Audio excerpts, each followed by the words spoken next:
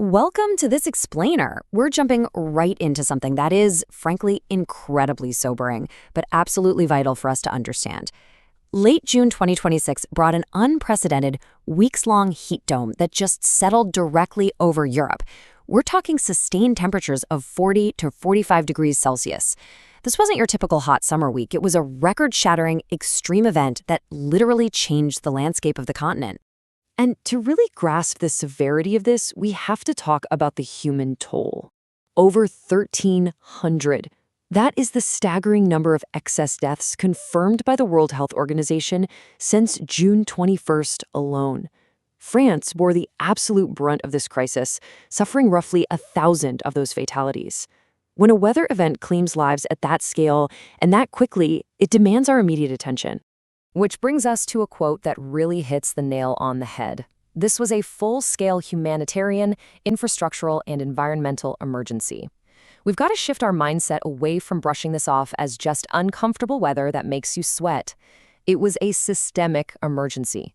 It exposed some deeply rooted vulnerabilities in European society, and honestly, it gave us all a very sobering preview of our immediate climate future. Section 1. The meteorology behind the monster. Let's dig into the science here and figure out what exactly trapped this massive, suffocating heat system over an entire continent for nearly 2 weeks. Well, it's all thanks to something meteorologists call an omega block. Basically, it's a rare, super persistent high-pressure system. Think of it like a massive atmospheric wall. It completely blocked the cooler Atlantic weather systems from rolling in, and instead, it trapped and funneled hot, dry air straight from the Sahara. This mechanism cranked temperatures up to 12 degrees Celsius above average. And the real kicker? It kept nighttime lows dangerously above 25 degrees. Without that nocturnal cooling, cities basically turned into ovens. Moving on to Section 2, a continent under pressure. Now that we know why the heat was there, let's look geographically at how this wave smashed records and broke infrastructure across multiple nations. The unprecedented scale of these records is just wild. France hit an all-time June high of 44.3 degrees Celsius in the town of Pisos. Germany had 3 consecutive record-breaking days, peaking at 41.7 degrees in Koshin. And over in Poland, Słupice reached 40.5 degrees, wiping out a national temperature record that had stood for over a century. Meanwhile, parts of Spain were scorching past 45 degrees right in the middle of a severe drought. And it wasn't just the thermometers breaking down, right? The actual physical infrastructure of Europe was buckling. Over 845 schools in France had to completely shut their doors. Railway tracks were literally warping under the intense sun. At one point, 68,000 French households lost power, largely because nuclear power plants couldn't properly cool down since the rivers they rely on were simply too hot. In the UK, East Surrey Hospital actually had to declare a critical incident and limit their services to only life-threatening emergencies. Section 3. The devastating human cost. It's incredibly easy to get lost in the data and failing power grids, but we have to remember that behind every single staggering statistic is a profound personal tragedy. The reality of desperation on the ground was heartbreaking. In France, tragic drownings spiked dramatically as people, especially young folks and families, rushed to rivers, lakes, and the sea seeking any kind of relief. That is how a promising young footballer named Kinzo Keese tragically lost his life, just trying to cool down. First responders even reported horrific cases of children passing away after being left in parked cars. The most vulnerable among us were hit incredibly hard. Care home staff in Spain and Italy described truly harrowing scenes of elderly residents struggling to breathe in rooms that just couldn't be adequately cooled. A 90-year-old woman passed away in a nursing home near Bilbao, despite the staff's desperate efforts to keep her hydrated and in the shade. On top of that, power cuts in Italy trapped frail residents in upper-floor apartments without working elevators or air conditioning, leaving them completely isolated in the heat. The collateral impacts really spread into every single corner of life. Outdoor workers like delivery drivers, construction crews, and farmers carried a massive, disproportionate burden, frequently dealing with dizziness and nausea just trying to earn a living. Wildlife rescue centers were totally swamped with dehydrated birds and small mammals. And psychologists reported alarming surges in heat-aggravated mental health crises, including severe panic attacks and depression. Section 4. A climate reality check. We need to zoom back out to the macro level now.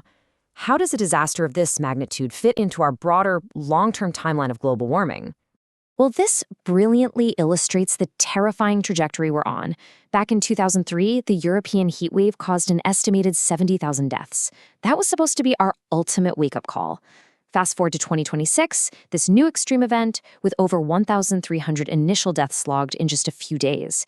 Attribution studies show that these extreme nighttime temperatures are now 100 times more likely. Scientists are warning us that if we don't make deep emissions cuts, summers like 2026 could become the norm in just 10 to 20 years. Section 5. Adapting to the new normal. That is a heavy projection, for sure, but it means we absolutely must act.